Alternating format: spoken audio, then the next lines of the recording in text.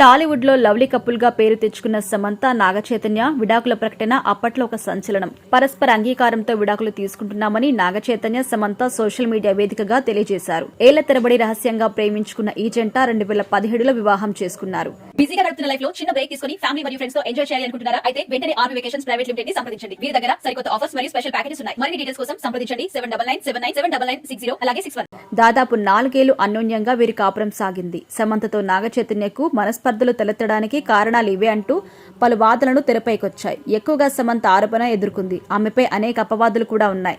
ముఖ్యంగా వినిపించిన కారణం సమంత బోల్డ్ రోల్స్ చేయడమే. Super deluxe the family man 2 ప్రాజెక్టులో సమంత బెడ్రూమ్ సీన్స్ చేసింది. టాలీవుడ్ బడా ఫ్యామిలీస్ లో అక్కినేని కుటుంబం ఒకటిగా ఉంది.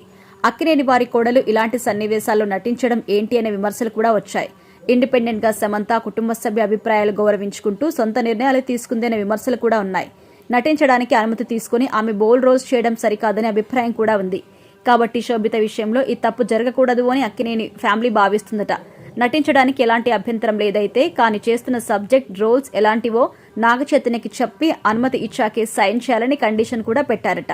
ఈ మేరకు ఒక న్యూస్ అయితే వైరల్ అవుతుంది. ఇటీవల ఒక ఆంగ్ల మీడియాకు ఇచ్చిన ఇంటర్వ్యూలో శోభిత తెలుగులో మాట్లాడాలని నాగచైతన్య కోరుకునేవాడు అని చెప్పింది. ఈ కండిషన్ కి సమంత కూడా నాగచైతన్య పెట్టి ఉంటాడని కొందరు అంచనా వేస్తున్నారు. సమంతకి తెలుగొచ్చు కానీ మరీ ఫ్లూయెంట్ కాదు.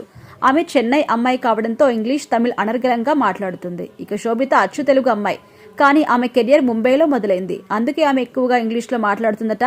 అందుకే నాగచైతన్య తెలుగులో మాట్లాడాలని ప్రత్యేకంగా అడిగేవారట.